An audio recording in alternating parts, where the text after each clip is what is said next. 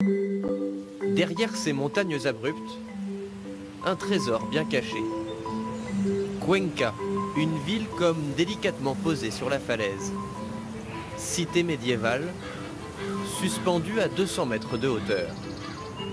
Une situation géographique particulière qui, pour s'apprécier pleinement, nécessite de prendre de l'altitude.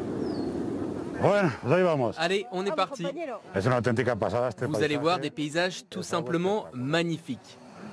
Javier fait découvrir sa ville en montgolfière.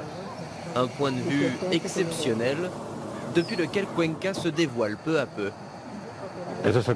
Là, on voit le château et derrière, la cathédrale.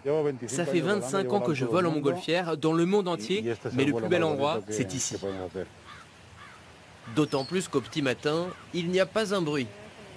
Personne pour venir troubler les visiteurs. Je me sens libre. Enfin, on peut sortir de chez nous et redécouvrir notre ville depuis un autre point de vue. Après 1h30 de vol, il est temps d'atterrir pour découvrir Cuenca, cette fois depuis la terre ferme.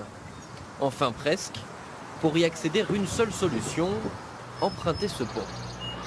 Là, nous sommes à 36 mètres au-dessus du vide, ce qui permet tout simplement d'avoir une ville totalement protégée des attaques, vu qu'elle est entourée par les montagnes. Une sorte de muraille naturelle qu'il a fallu dompter pour la rendre habitable. Au XVe siècle, les premières maisons sont creusées à même la roche, des bâtisses surnommées aujourd'hui les gratte-ciel de Cuenca.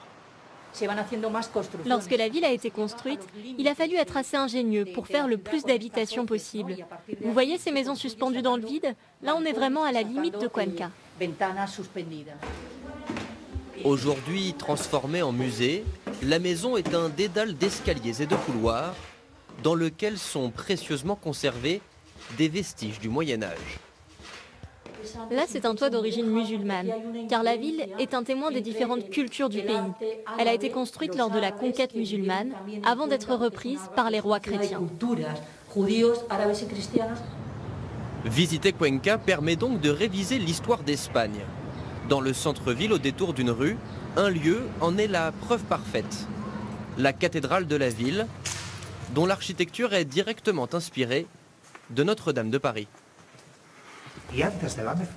Cette cathédrale a été construite sur l'ancienne mosquée de la ville. Et avant d'être une mosquée, c'était un temple romain. En fait, cet endroit a toujours été un lieu sacré, quelles que soient les religions.